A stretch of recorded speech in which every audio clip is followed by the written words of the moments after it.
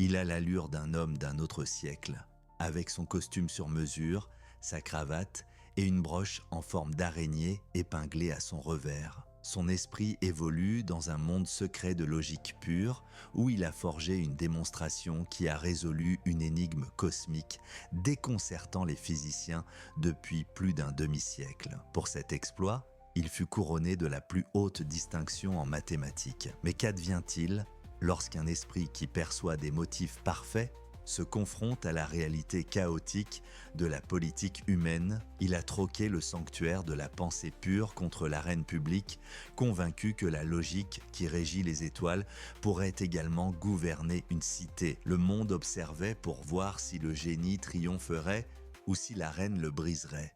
N'oublie pas de mettre un like, de laisser un commentaire et de t'abonner. Soutiens le contenu qui t'intéresse, il y en aura plus.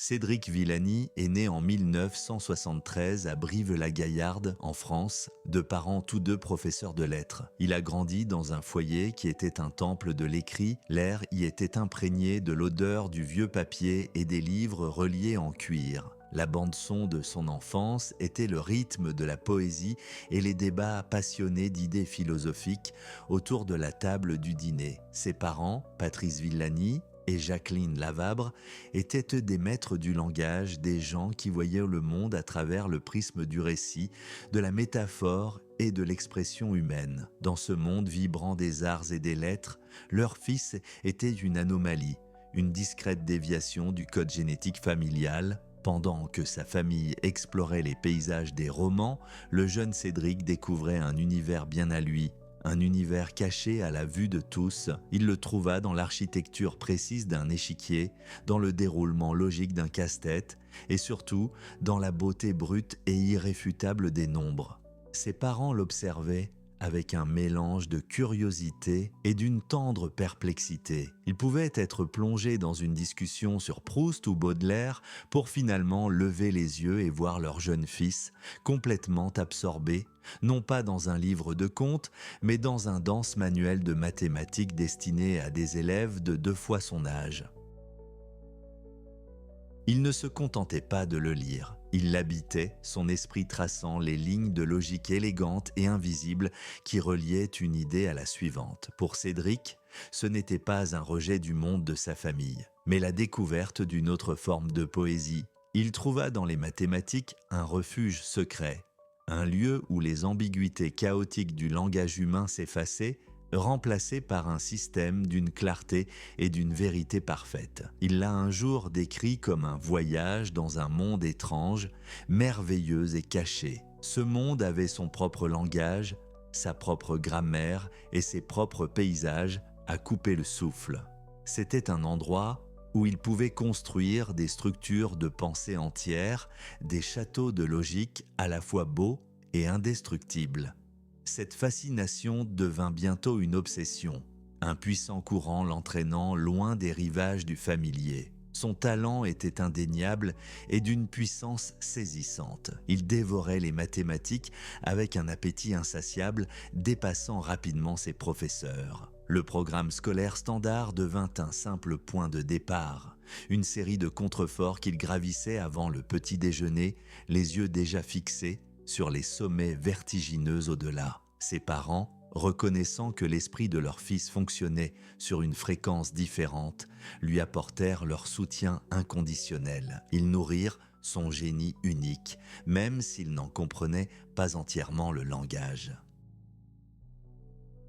Il voyait dans ses yeux la même passion lorsqu'il parlait d'équations que celle qu'il ressentait en parlant de littérature. Il voyait un esprit en feu. Ce feu avait besoin d'un combustible particulier, d'un environnement capable de le mettre au défi et de le forger. Ce lieu fut Paris. Son voyage au cœur de l'élite intellectuelle française commença au lycée Louis-le-Grand, un établissement légendaire pour avoir formé des présidents, des philosophes et des scientifiques. Là, il n'était plus l'unique anomalie. Il était entouré des plus brillants jeunes esprits de la nation, tous avides, ambitieux et talentueux. L'atmosphère n'était pas seulement studieuse, elle était celle d'une arène. C'était un creuset conçu pour consumer la médiocrité, ne laissant que le plus pur métal intellectuel. La pression était immense, un poids constant et écrasant d'attente. Mais pour Villani, c'était aussi exaltant. Il s'épanouit dans cet environnement à forts enjeux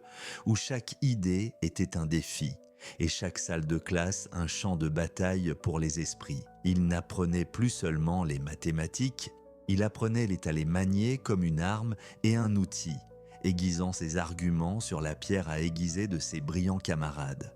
Les rivalités amicales et les collaborations intenses le poussèrent plus loin et plus vite qu'il n'aurait jamais pu le faire seul. Ce n'était pas un lieu pour les timorés, c'était une forge pour les géants de demain.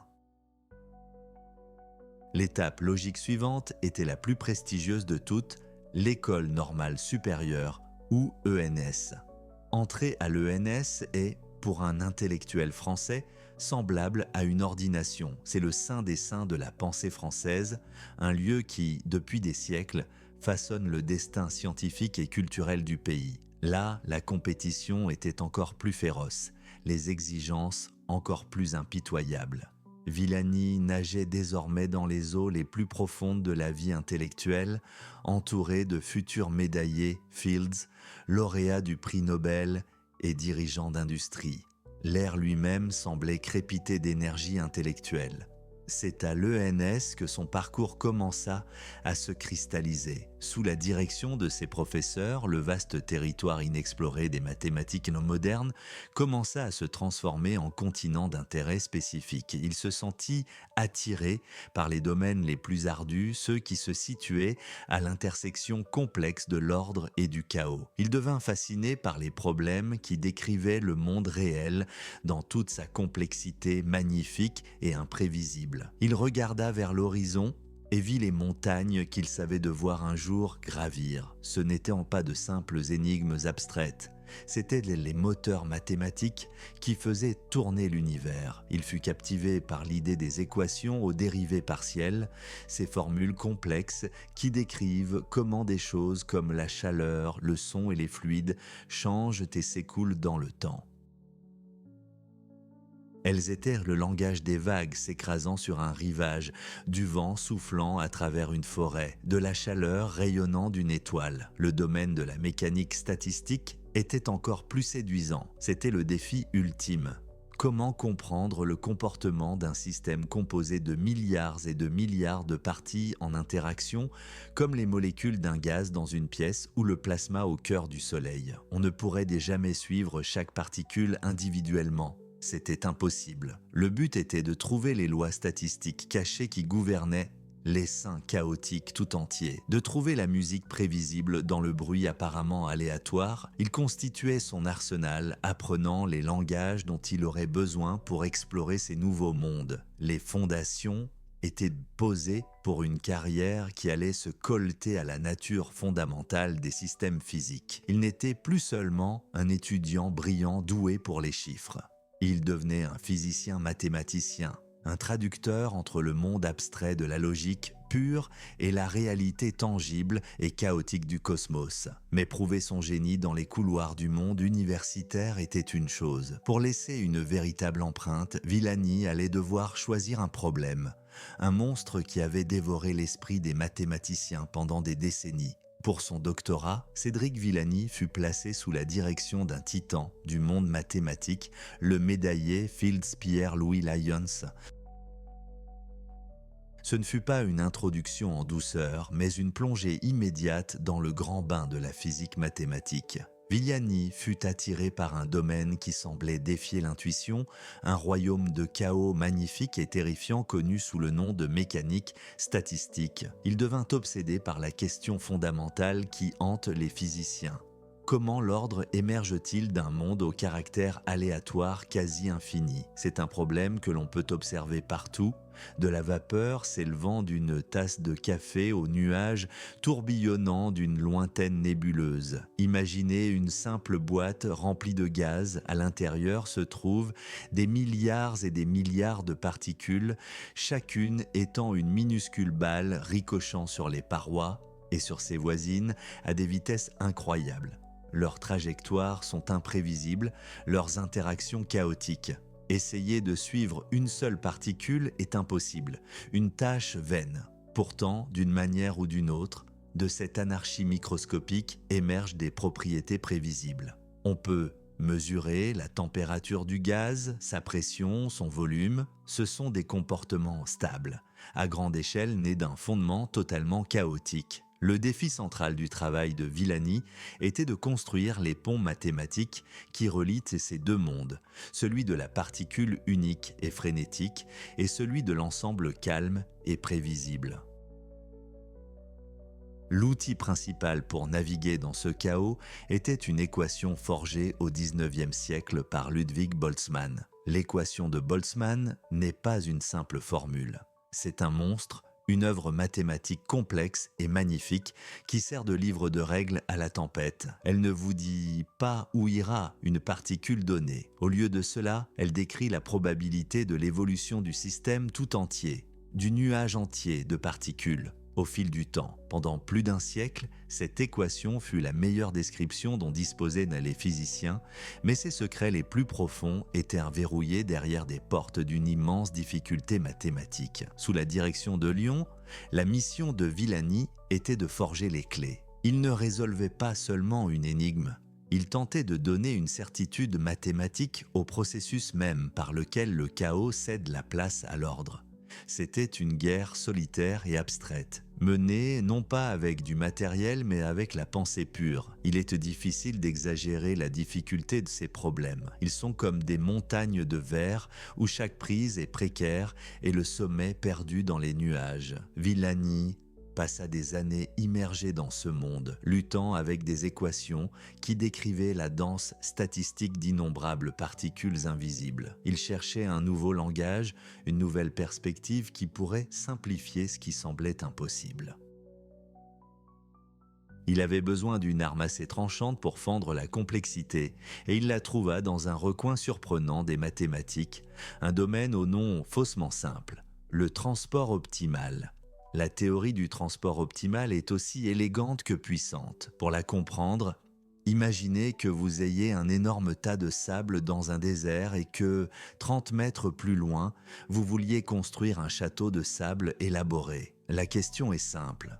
Quelle est la manière la plus efficace de déplacer chaque grain de sable du tas à sa position finale et correcte dans le château? Vous voulez minimiser la quantité totale de travail effectué, la distance totale parcourue par l'ensemble des grains. Il existe une infinité de façons de le faire, mais une seule est la meilleure, la voie optimale. Le transport optimal est le cadre mathématique qui permet de trouver cette solution parfaite. Le génie de Villani fut de voir qu'il ne s'agissait pas seulement d'un problème de logistique pour déplacer du sable. Il comprit que ce langage mathématique pouvait décrire quelque chose de bien plus profond. Le tas de sable pouvait représenter n'importe quel système de particules dans un certain état, par exemple un gaz chaud dans un coin et froid dans l'autre. Le château de sable pouvait représenter ce même système dans un état futur, peut-être après qu'il a atteint une température uniforme, un état d'équilibre. Le transport optimal devint alors une carte. Il décrivait le chemin de moindre résistance qu'un système chaotique emprunte en évoluant dans le temps d'un état de désordre à un état d'équilibre. C'était une façon révolutionnaire d'envisager le problème. Au lieu d'essayer de suivre les trajectoires frénétiques et individuelles des particules, il pouvait désormais analyser la manière la plus efficace en termes d'énergie pour que la distribution entière des particules se transforme. Ce saut conceptuel lui donna un nouvel outil puissant pour analyser la redoutable équation de Boltzmann. Il commença à publier des articles qui appliquaient les idées du transport optimal à des problèmes de mécanique statistique, et la communauté mathématique commença à le remarquer. Son travail n'était pas seulement astucieux, il était fondamental. Il était en train de construire une nouvelle façon de voir. Il devint bientôt lui-même professeur d'abord à l'École normale supérieure de Lyon, puis à l'Institut Henri Poincaré à Paris. Sa réputation grandit rapidement. Il n'était plus seulement le brillant élève d'un médaillé Fields, Il était une force montante à part entière, un jeune mathématicien avec une vision unique et un ensemble d'outils puissants qu'il avait en grande partie forgé lui-même. Il se fit connaître pour sa capacité à relier des domaines disparates des mathématiques en utilisant les éclairages d'un domaine pour résoudre des problèmes de longue date dans un autre. Son esprit travaillait constamment, formulant les grandes questions qui allaient définir sa carrière. Il constituait son arsenal mathématique, prouvant des théorèmes plus modestes et développant des techniques qui affûtaient ses compétences pour les défis colossaux qui se profilaient à l'horizon. Chaque article était un pas en avant, chaque conférence une déclaration de son ambition croissante. Il était respecté par ses pairs pour la profondeur et la rigueur de son travail, mais aussi pour sa perspective unique. Il voyait des liens là où d'autres voyaient des murs. Cette période fut celle de la forge des armes. Il avait maîtrisé le langage de la mécanique statistique et perfectionné le puissant outil du transport optimal. Il comprenait la nature de l'ennemi, le caractère aléatoire, profond et persistant qui régit l'univers au niveau microscopique. Il avait prouvé ses capacités sur des problèmes difficiles, mais il ne se satisfaisait pas de progrès graduels. Il cherchait un dragon à terrasser, un problème légendaire dont la solution marquerait un tournant dans l'histoire des mathématiques. Il avait les outils, il avait l'ambition. Désormais, avec un nouveau collaborateur, il allait jeter son dévolu sur un problème qui déconcertait physiciens et mathématiciens depuis plus de 60 ans. Un fantôme dans la machine de la physique des plasmas. Dans le monde de la physique des plasmas, il y avait un fantôme. Depuis plus de 60 ans, il hantait le domaine, un phénomène que tout le monde pouvait observer, que les expériences confirmaient, mais que personne ne pouvait capturer mathématiquement. C'était une vérité non prouvée. Un morceau de physique flottant sans âme, une observation qui refusait obstinément de devenir un théorème. On l'appelait l'amortissement Landau et il décrivait quelque chose qui semblait impossible. Comment des ondes d'énergie dans un plasma pouvaient tout simplement s'évanouir, sans que les particules n'entrent jamais en collision. Le plasma est le 4e état de la matière, un gaz surchauffé de particules chargées si énergétiques qu'elles ont été dépouillées de leurs électrons. C'est la matière des étoiles, de la foudre et du plus grand espoir de l'humanité pour une énergie propre, la fusion nucléaire. Comprendre comment contrôler cette soupe chaotique est l'un des défis les plus importants de la science moderne. Et l'amortissement Landau était une pièce essentielle de ce puzzle. C'était une force stabilisatrice, une tendance naturelle de l'ordre à émerger du chaos. Mais le comment restait un mystère profond et exaspérant. Pour comprendre le problème, imaginez une foule immense faisant la hola dans un stade. La hola est une forme d'énergie collective, un mouvement organisé traversant des milliers de personnes. Maintenant, imaginez quelques spectateurs qui décident de courir à travers la foule, se déplaçant légèrement plus vite ou plus lentement que l'onde elle-même. Ils ne bousculent personne, il n'y a pas de collision, mais en se déplaçant à contre-courant du flux ordonné, ils perturbent subtilement son rythme. Ils volent de minuscules fragments, presque imperceptibles, de son élan. Avec le temps, l'effet combiné de ces quelques coureurs suffit à drainer l'énergie de l'onde jusqu'à ce qu'elle s'aplatisse et que la foule redevienne immobile.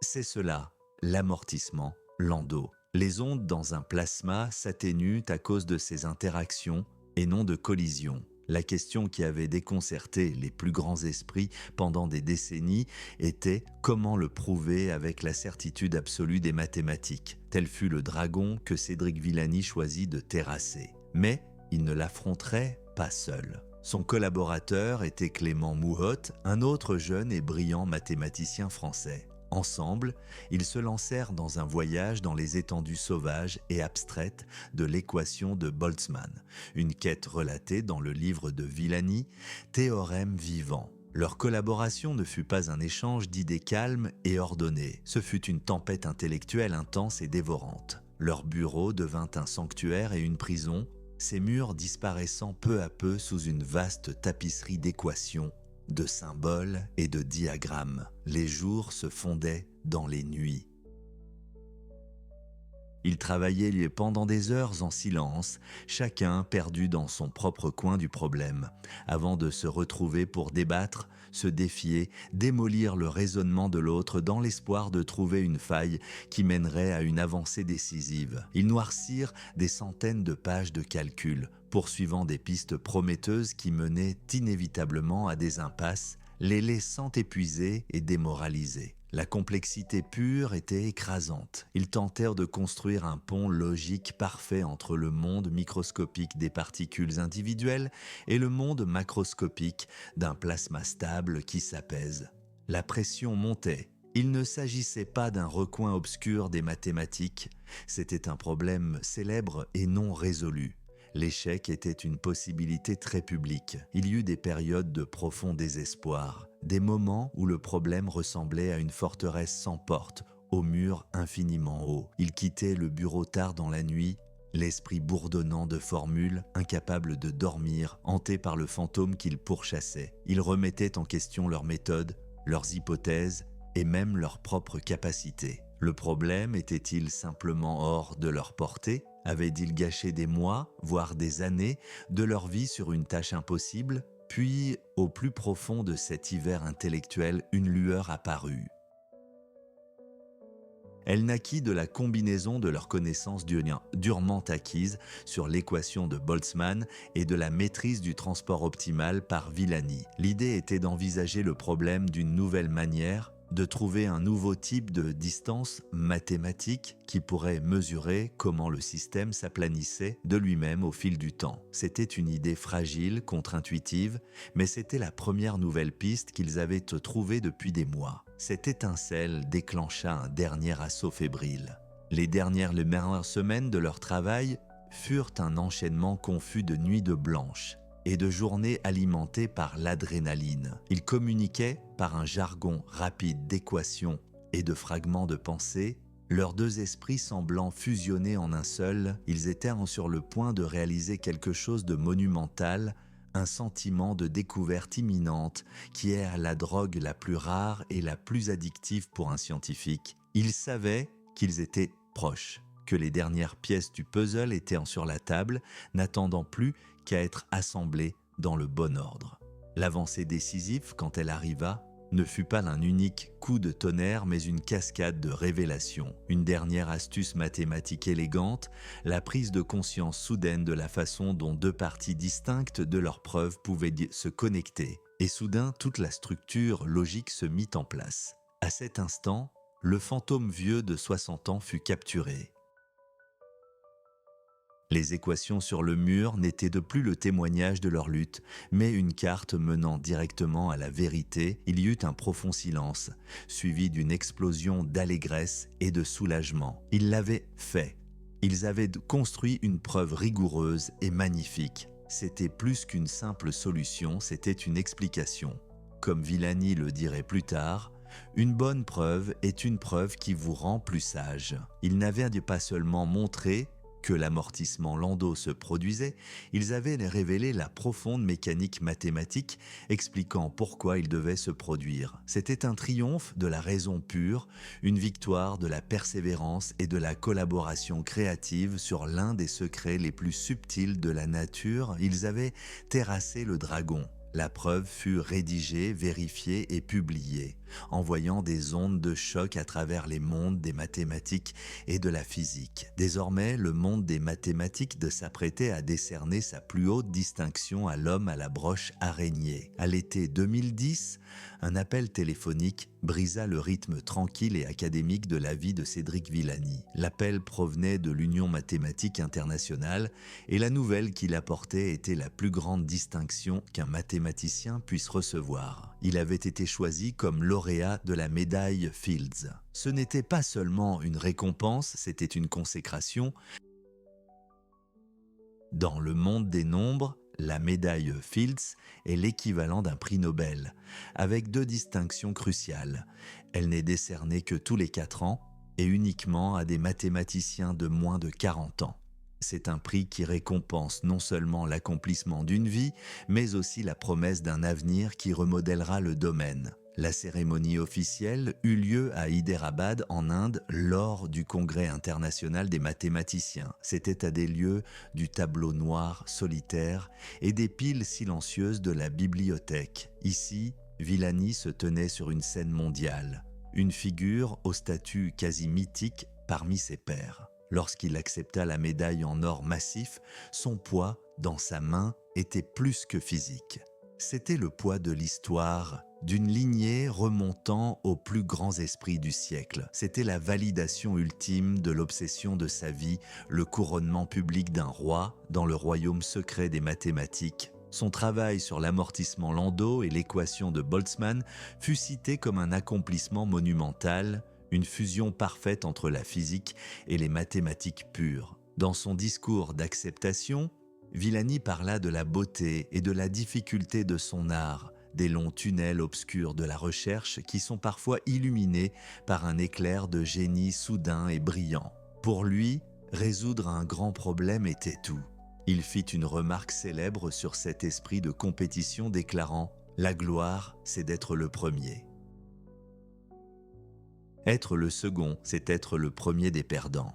À Hyderabad, il était indéniablement le premier. Il avait terrassé un dragon qui gardait son trésor depuis plus de 60 ans. Mais la médaille Fields accomplit quelque chose qu'aucune équation mathématique n'aurait jamais pu faire. Elle le projeta hors du monde abstrait pour le lancer dans le monde public. La consécration était totale, mais les conséquences ne faisaient que commencer. Soudain, l'homme qui avait passé sa vie dans une contemplation silencieuse devint une célébrité nationale en France. Les médias étaient fascinés, non seulement par son intellect, mais aussi par son apparence inoubliable. Le costume du 19e siècle, la cravate flottante et l'omniprésente broche araignée n'étaient plus les excentricités d'un professeur. Ils étaient l'uniforme emblématique d'un génie certifié. Ce fut le tournant décisif de sa vie, le moment où son chemin bifurqua. Une route le ramenait au calme familier et réconfortant de la recherche pure. L'autre menait au monde lumineux, chaotique et exigeant de la vie publique.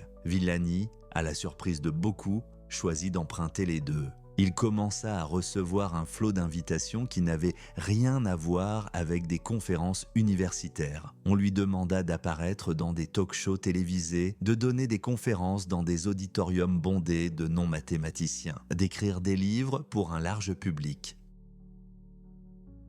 L'homme qui parlait le langage des équations aux dérivées partielles était maintenant prié de traduire sa poésie pour le grand public. Et il découvrit qu'il avait un talent rare pour cela. Il pouvait se tenir devant une foule et, avec sa passion unique et son talent théâtral, leur faire ressentir l'émerveillement qu'il éprouvait face à une belle démonstration. Il utilisait des métaphores et des histoires pour construire des ponts entre le monde quotidien et les paysages étranges du sien. Il devint une sorte d'ambassadeur de la science. Une figure capable de démystifier l'ésotérique et de faire paraître la vie de l'esprit comme la plus grande des aventures. Il n'était plus seulement un mathématicien, il devenait un intellectuel public. Ce nouveau rôle créa un profond conflit intérieur. Le travail qui lui avait valu la médaille Fields exigeait une concentration monacale, des années de concentration profonde et ininterrompue. Une vie publique, cependant,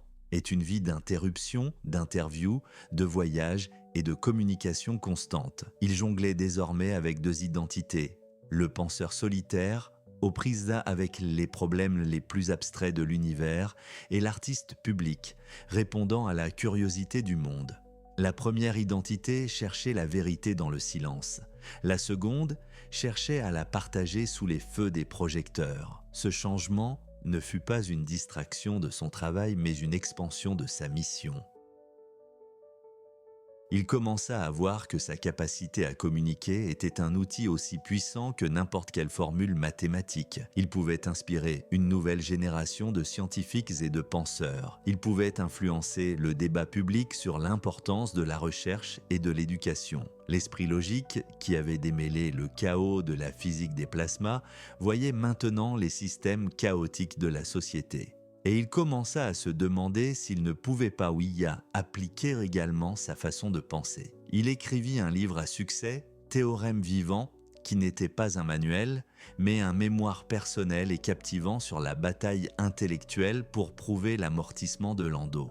C'était une lettre d'amour aux mathématiques, révélant les montagnes russes émotionnelles de la découverte.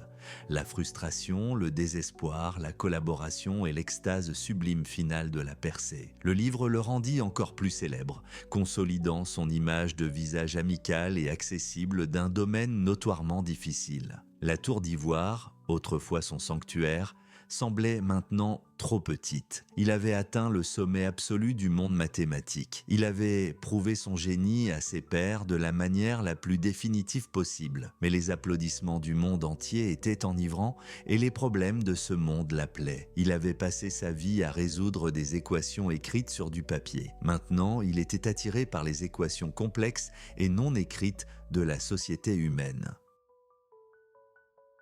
Il avait conquis le plus abstrait des mondes, un domaine de logique parfaite et de vérités éternelles. Mais maintenant, attiré par un désir croissant d'appliquer cette logique aux problèmes les plus pressants de la société, il allait prendre une décision qui choquerait la communauté universitaire. Il sortirait de la tour d'ivoire pour entrer dans une arène régie non par la preuve mais par la passion, la persuasion et le pouvoir, le monde brutal et imprévisible de la politique. En 2016, un séisme politique grondait en France. Un nouveau mouvement centriste, La République en marche, dirigé par le jeune et charismatique Emmanuel Macron, défiait l'ordre politique établi. Il promettait de briser les barrières entre la gauche et la droite, d'apporter de nouveaux visages et de nouvelles idées de l'extérieur de la classe politique traditionnelle. C'était un mouvement qui recrutait activement des experts, des entrepreneurs et des universitaires cherchant à injecter une pensée fondée sur les faits au cœur du gouvernement. Pour un homme comme Cédric Villani, qui avait passé des années à défendre le pouvoir de la logique, c'était un appel à l'action irrésistible. Il y vit une grande expérience, une chance de tester une hypothèse. Les méthodes rigoureuses de la science, en quête de vérité, pouvaient-elles être appliquées au monde désordonné et émotionnel des politiques d'hommes publics? Il le croyait. En 2017, il se présenta aux élections législatives françaises, représentant une circonscription de l'Essonne, un pôle scientifique et technologique au sud de Paris. Sa campagne ne ressemblait à aucune autre. Il ne prononçait pas de discours enflammés remplis de promesses vides. Au lieu de cela, il donnait ce qui s'apparentait à des conférences publiques sur des sujets comme l'intelligence artificielle, la réforme de l'éducation et l'avenir de l'énergie, expliquant des questions complexes avec la même clarté qu'il utilisait pour les mathématiques. À la surprise de nombreux vétérans de la politique, cela fonctionna. Les électeurs étaient lassés de la vieille rhétorique. Ils étaient intrigués par cet homme brillant et excentrique qui ne parlait pas de pouvoir mais de problèmes et de leurs solutions logiques. Il fut élu triomphalement dans le cadre de l'énorme vague Macron qui remodela la politique française. Dans les couloirs de l'Assemblée nationale, l'homme à la broche araignée était désormais un législateur chargé de façonner l'avenir de la nation. Il avait réussi à franchir le pont du monde abstrait des théorèmes au monde concret de la gouvernance. Mais son plus grand test politique était encore à venir. S'étant établi comme un parlementaire réfléchi et efficace, Villani jeta son dévolu sur un prix encore plus grand, la mairie de Paris. En 2019, il annonça sa candidature pour l'élection de 2020, une décision qui allait l'opposer à la puissante machine de son propre parti qui avait choisi un autre candidat. Cette décision le transforma de député loyal de la majorité en rebelle politique. C'était un pari aux proportions épiques, une déclaration qu'il suivrait sa propre logique, même si cela signifiait défier le président qui l'avait fait entrer en politique. La bataille pour Paris était lancée et elle se déroulerait dans une arène bien plus brutale qu'il n'aurait pu l'imaginer. La campagne révéla rapidement le gouffre entre la culture du monde universitaire et celle de la politique. En mathématiques, vos idées sont jugées sur leur mérite et la rigueur de votre démonstration. En politique, Vos idées sont des armes et vous êtes jugé sur votre capacité à attaquer, à défendre et à performer sous pression. Les adversaires de Villani, des combattants politiques chevronnés, savaient exactement comment exploiter son parcours. Ils le dépeignirent comme un intellectuel déconnecté des réalités, un rêveur inadapté à la dure réalité de la gestion d'une ville mondiale. Ses réponses réfléchies et nuancées furent découpées en petites phrases peu flatteuses. Son style unique, autrefois symbole d'une charmante excentricité, fut tourné en dérision comme le déguisement d'un élitiste. Le moment décisif de sa carrière politique survint lors d'un débat télévisé. Sous les lumières chaudes du studio, face à un barrage de questions agressives et d'interruptions de la part de ses rivaux, Villani flancha. L'homme qui pouvait naviguer dans les dimensions infinies d'une démonstration mathématique parut soudain perdu dans le monde bidimensionnel d'un écran de télévision. Pressé sur une simple question concernant les tarifs des transports en commun, il hésita, paraissant incertain et décontenancé. Pendant un bref instant, le géant intellectuel parut petit, son esprit logique submergé par l'énergie chaotique pure de la mêlée politique. Les médias furent sans pitié. Le raté du débat devint un symbole de toute sa campagne. Un penseur brillant qui n'avait tout simplement pas le bon type d'intelligence pour l'arène politique. Ce fut une leçon douloureuse et publique, les compétences qui lui avaient valu une médaille Fields, la patience, la pensée profonde et le refus de donner des réponses simples à des problèmes complexes étaient des handicaps dans un monde qui exigeait des réponses rapides, assurées et souvent simplistes. La logique d'un théorème et la logique d'une élection étaient deux langages différents, et il n'en maîtrisait qu'un seul. Les résultats des élections furent une confirmation brutale de cette réalité. Villani subit une lourde défaite, terminant en lointaine 3e position. Les électeurs de Paris avaient rejeté son expérience. C'était son premier échec public majeur, un contraste frappant avec une vie remplie de triomphes intellectuels. L'homme qui croyait que la gloire était pour le premier et que la 2e place était pour le premier des perdants n'en était même pas passé près. La reine l'avait mise à l'épreuve et aux yeux du public l'avait brisé. L'acte final de son parcours politique eut lieu 2 ans plus tard. Lors des élections législatives de 2022, les vents politiques avaient de nouveau tourné. L'élan du mouvement de Macron s'était estompé. Se présentant à sa réélection dans sa circonscription, Villani perdit son siège à l'Assemblée nationale. Son incursion de 5 ans dans le monde du pouvoir et de la politique était officiellement terminée. Il était entré dans l'arène en tant que génie célébré, espérant remodeler la société avec le pouvoir de la raison. Il en repartit en tant que candidat battu, une étude de cas sur les limites de l'intellect face au courant imprévisible de l'opinion publique. L'expérience était terminée et les résultats étaient connus. Le monde de la politique n'était pas un système parfaitement logique attendant d'être résolu. C'était un espace humain et chaotique, régi par l'émotion, l'ambition et le pouvoir, un système qui résistait aux démonstrations élégantes. Ses ambitions politiques se s'étaient les soldées par un échec. L'arène publique l'avait mise à l'épreuve et l'avait jugé insuffisant. Mais pour comprendre l'homme qui a osé faire un tel saut, nous devons regarder au-delà de ses théorèmes et de ses campagnes, vers les symboles qu'il porte chaque jour. Pour comprendre l'homme qui a osé entrer dans l'arène politique, il faut regarder au-delà de l'urne et du tableau noir. La véritable clé de son caractère ne se trouve pas dans une équation ou un document politique, mais dans la forme métallique et complexe épinglée à son revers. Bien avant d'être une personnalité publique, Cédric Villani a cultivé une identité visuelle saisissante, un uniforme qui annonçait sa présence et sa philosophie avant même qu'il ne prenne la parole. Ce n'était pas la tenue décontractée d'un universitaire moderne, mais le costume délibéré d'un penseur romantique du XIXe siècle. Sa signature est une trinité stylistique.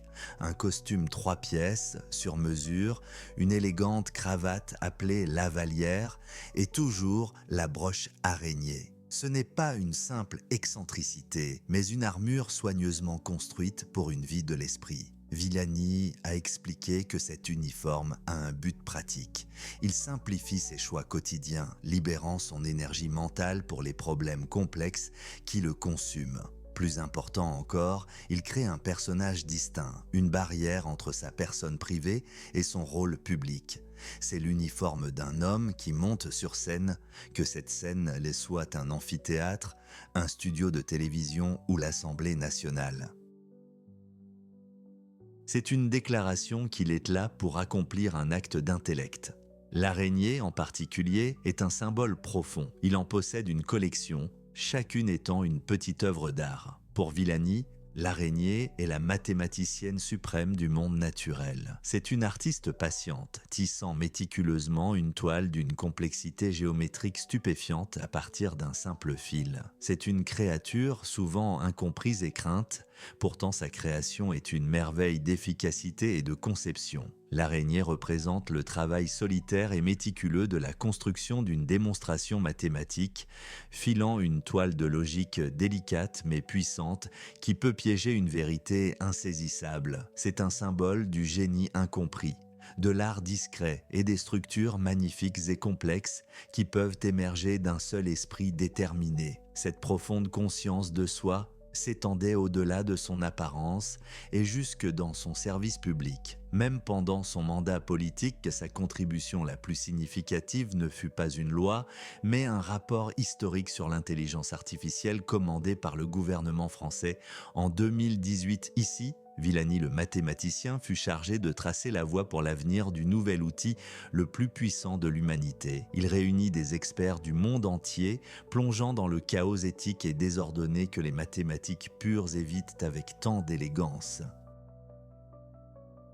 Son esprit, entraîné à trouver des vérités singulières et parfaites, fut alors contraint de naviguer dans un monde d'ambiguïté et de compromis. Le rapport, intitulé « Donner un sens à l'intelligence artificielle », était le reflet de son auteur, profondément logique, mais aussi profondément humaniste. Villani s'est attaqué aux questions les plus urgentes de notre époque. Comment empêcher les algorithmes, entraînés sur des données humaines biaisées, de perpétuer et d'amplifier les inégalités sociales? Il a averti qu'une IA conçue pour prédire la récidive criminelle pourrait facilement devenir un outil de préjugés numériques. Il a exploré la vague à venir de suppression d'emplois, plaidant non pas pour un arrêt du progrès, mais pour une refonte radicale de l'éducation et des filets de sécurité sociale afin de préparer la société à ce changement. Il a affronté la perspective terrifiante des armes autonomes, des systèmes capables de prendre des décisions de vie ou de mort sans intervention humaine. C'était l'équation de Boltzmann, devenue réalité, un système de données d'entrée chaotique menant à des résultats potentiellement irréversibles. Le travail de Villani sur l'IA a montré son parcours intellectuel du monde abstrait de la physique des plasmas aux problèmes urgents et concrets de la société humaine. Il ne se contentait plus de résoudre des équations. Il essayait d'écrire le code source éthique de l'avenir, appliquant sa rigueur logique au paysage profondément illogique des peurs et des espoirs humains. Ce mélange d'archaïque et de futuriste est également parfaitement saisi dans ses habitudes de travail personnel. À une époque d'ordinateur et de composition numérique, Cédric Villani crée ses mathématiques comme un poète du 19e siècle. Il travaille non pas sur un écran, mais sur des feuilles de papier vierge non lignées. Il n'écrit pas avec un clavier, mais avec un stylo-plume, l'encre coulant en une écriture cursive et élégante. Son bureau n'est pas un poste de travail stérile, mais l'établi d'un artisan couvert de notes manuscrites, de diagrammes et d'équations tentaculaires qui ressemblent plus à de l'art qu'à de la science. Ce processus tactile et délibéré est fondamental dans sa façon de penser. Il a expliqué que l'acte physique d'écrire ralentit l'esprit, forçant un engagement plus profond avec les idées. Chaque trait de plume est un moment d'engagement, une manifestation physique d'une étape logique. Le papier non ligné offre une toile de pure liberté permettant à la structure de la démonstration d'émerger organiquement sans les contraintes d'une grille. C'est un processus qui valorise autant la beauté et la clarté que l'exactitude. Cette méthode révèle une conviction profonde que Villani nourrit à l'égard de son art. Pour lui, les mathématiques ne sont pas un processus mécanique de calcul, c'est un acte de création, un voyage de découverte. Cela correspond parfaitement à sa célèbre citation « Une bonne démonstration est une démonstration qui vous rend plus sage ». Le but n'est pas seulement d'arriver à la réponse, mais de comprendre le paysage du problème, de sentir la texture de la logique et de sortir du processus avec une compréhension plus profonde de la nature de la vérité. Son stylo plume n'est pas un anachronisme, c'est l'outil essentiel d'un artiste dont le médium était la pensée pure. À travers son style distinctif, son engagement réfléchi avec l'éthique de la technologie et son approche artisanale de la création, une image plus claire de l'homme se dessine. C'est un scientifique romantique, un pont entre deux siècles. C'est un penseur qui croit que les vérités les plus profondes se trouvent non par la vitesse, mais par la patience, et que les problèmes les plus complexes, que ce soit en mathématiques ou dans la société, exigent non seulement de l'intelligence, mais aussi de la sagesse. Un homme à la pensée profonde, au style unique et à l'ambition politique. Après les batailles éprouvantes de Paris, quelle équation Cédric Villani essaie-t-il de résoudre maintenant? L'expérience politique était terminée. Après sa défaite aux élections législatives de 2022, les portes de l'Assemblée nationale se sont refermées derrière lui. Pendant 5 ans, Cédric Villani avait tenté de résoudre les équations chaotiques de la société humaine. Et à la fin, le système l'avait rejeté. La question qui flottait dans l'air était simple et profonde.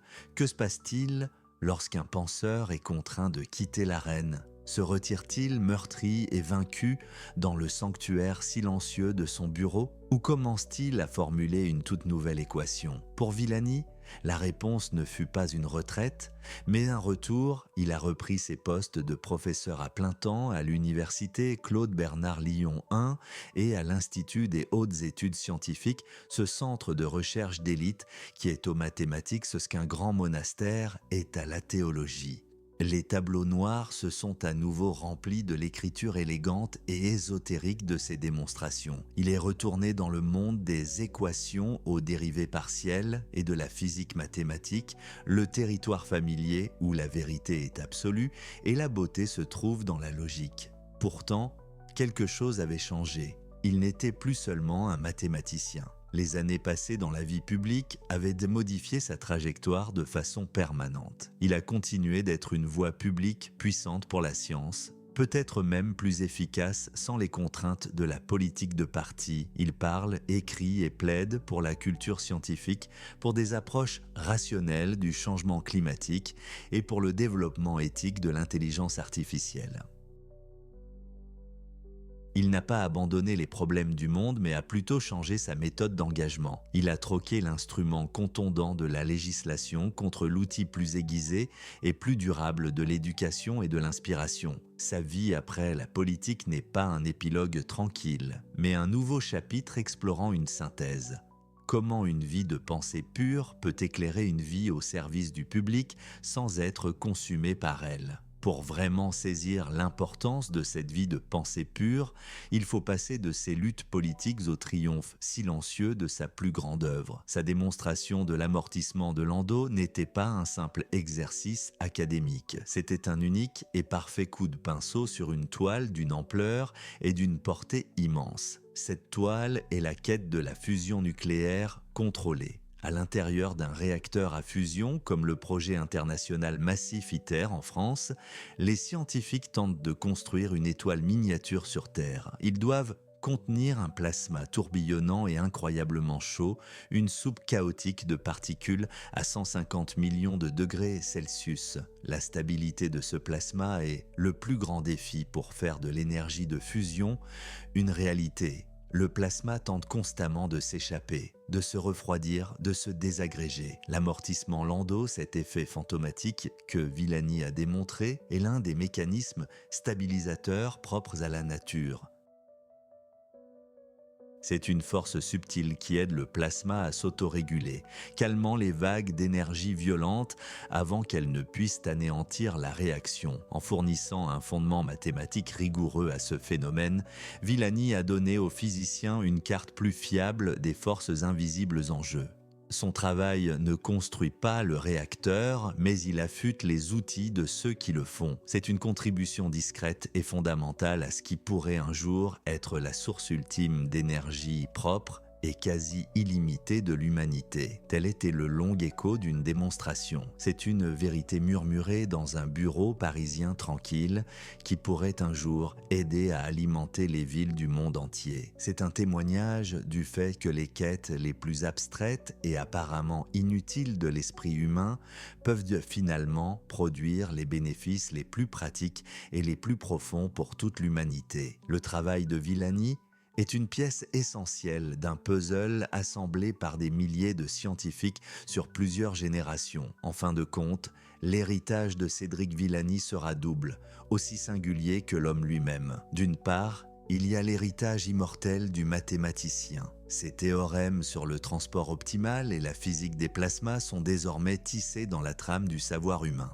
Ce sont des vérités permanentes et élégantes qui seront étudiées et sur lesquelles on bâtira pendant des siècles, bien après que son nom aura été oublié du grand public. C'est la contribution discrète et durable du scientifique pur. Mais d'autre part, il y a l'héritage bruyant, visible et peut-être tout aussi important de la personnalité publique. Avec sa lavalière, ses broches araignées et son éloquence passionnée, il a à lui seul brisé le stéréotype du mathématicien en tant que génie reclus et incompréhensible. Il a rendu les mathématiques romantiques, aventureuses et profondément humaines. Il est devenu une icône culturelle en France, un symbole de la curiosité intellectuelle qui a prouvé qu'une vie de l'esprit pouvait être une vie de passion et de style. Il a inspiré une génération d'étudiants à voir les mathématiques non pas comme une matière aride, mais comme un voyage dans un monde caché. L'histoire de Cédric Villani est une trajectoire ample, allant d'un garçon découvrant un univers secret dans une bibliothèque remplie des livres de ses parents à un esprit conquérant les plus hauts sommets de la pensée abstraite avec la médaille Fields, puis descendant dans la vallée désordonnée et imprévisible de la politique électorale. Il a donné une certitude mathématique à un fantôme de la physique, domptant un spectre qui hantait la physique depuis plus de 60 ans. Il a osé croire que la même logique pouvait mettre de l'ordre dans le chaos des affaires humaines. Quelle est donc la véritable mesure d'un esprit comme le sien ?